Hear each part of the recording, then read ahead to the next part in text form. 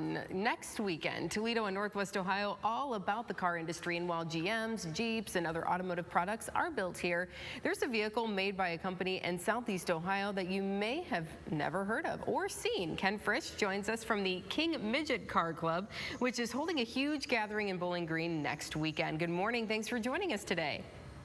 Good morning, Amanda. Thanks for having us. Okay, tell me about this car. I got to learn more. I haven't heard of it before.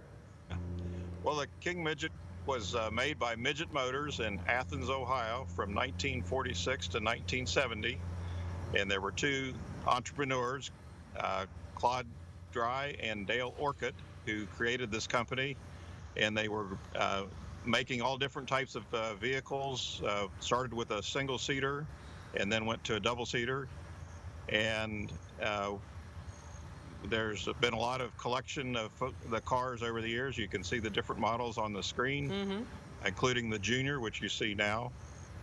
And that's the early scooter that was their first vehicle. So are these street legal? Can we take these out on the road? Absolutely.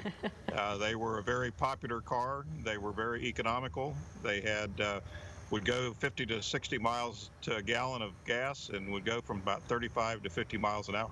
So why we should get these back here, because you know we're dealing with high gas prices. We want to be economical. So hey, there could be an opportunity for some folks to come check out these cars and maybe get an idea or two. Tell me about the events you have going on next week.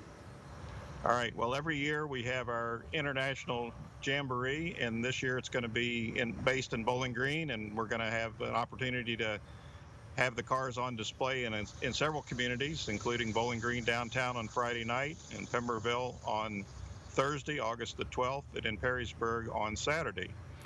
And people can come out and see the cars parked, and they may see them driving up and down the highway, because the folks that are attending the Jamboree will be visiting a lot of different sites in Northwest Ohio.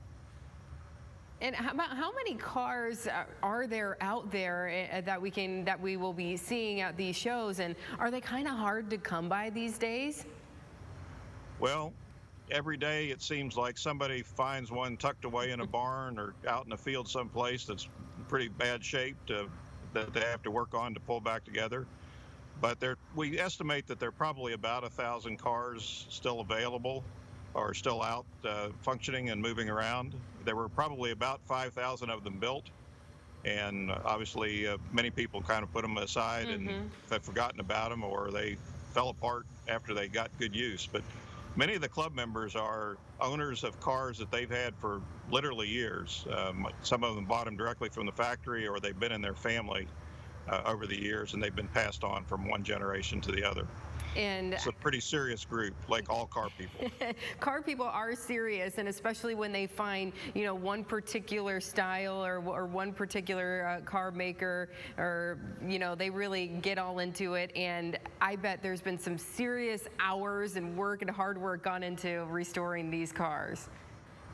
Absolutely. And many of the folks have been creative and so forth, not quite the same as your story on the Wicked Wheels, but they have changed motors in them, and they've adapted different types of things, and they've built parts that they needed over the years. And so we'll see some originals, and we'll see some that are been modified a little bit, but that's sort of in keeping with the original founders of the company. They were always looking at different ways to, while they didn't change the model, the look of the car, they were always tweaking little things to make it a little bit better each year.